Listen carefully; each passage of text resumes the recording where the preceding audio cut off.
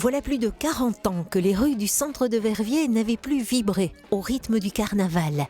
Si une société des fous, imaginée par des bourgeois, avait créé une tradition carnavalesque dès 1858, la cité lénière n'avait plus connu de cortège depuis 1978. Mais il y a quelques mois, un groupe d'amis s'est lancé dans l'aventure. On est 15 vraiment à être très soudés, c'est un délire entre copains.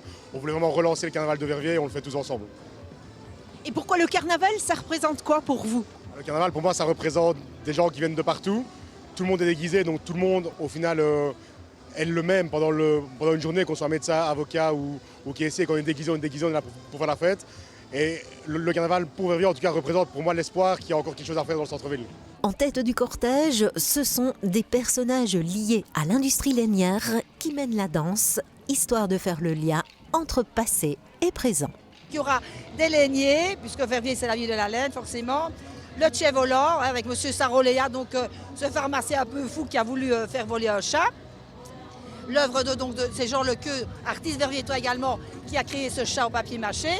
Et ensuite nous aurons aussi la Sotte Kéké, qui est donc un personnage aussi folklorique qui venait voir les travaux de l'hôtel de ville en son temps quand on l'a construit. Il y aura également la dame qui récolte l'urine en disant « pihote, pihote ». Et donc voilà, et plus les danseuses qui représentent tout le peuple de la laine qui vivait à Verviers dans les années 1900. Mais celui qui incarne le carnaval verviétois est un géant.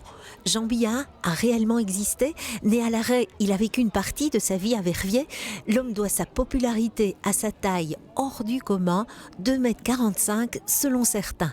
Les organisateurs du carnaval l'ont retrouvé, lui, sa femme et son fils, dans un piteux état. Les géants billets étaient entreposés dans un local communal. L'homme était en bon état. Il avait été refait à l'époque par la société carnavalesque de Petit-Cham. Le fils par contre était tombé, donc il avait le visage détruit. On a dû le refaire en papier mâché. Et alors la femme, on l'a retrouvée en très mauvais état sur une palette dans un hangar. Et là, on l'a refait vraiment de A à Z, de la structure jusqu'aux habits, jusqu'à la tête. Si l'humeur de la météo était capricieuse, celle des spectateurs était au beau fixe. Le long de ce parcours d'un peu plus de 2 km, ils étaient des centaines à applaudir ce cortège de 22 groupes et de plus de 850 carnavalistes venus des 4 coins de l'arrondissement qui a défilé à 2 reprises sous leurs yeux. Je trouve ça super génial, parce que ça fait 40 ans apparemment que ça n'a plus été organisé. Je suis née en 78, donc c'est très bien, pour une fois de ma vie, je peux le voir enfin. Je suis ravie que ça de nouveau en circuit. J'espère que ça va continuer. Je suis vraiment contente, c'est super. Je ne comprends même pas pourquoi on ne l'a plus fait depuis des années. Je trouve ça vraiment une bonne initiative. C'est une très bonne idée, ça fait du bien. Vous êtes une vraie carnavaliste. Il faut se mettre dans le mouvement, oui. J'adore le carnaval.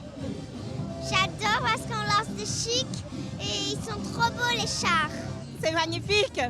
On est contente, ça va, c'est ça. Vive le carnaval de Verviers! Olivier Lopez et ses amis ont créé la confrérie des géants au sein de laquelle un prince carnaval va être élu. Car ils espèrent que ce cortège sortira à nouveau l'année prochaine avec encore plus de participants et qu'ainsi à leur initiative se recrée une toute nouvelle tradition carnavalesque à Verviers.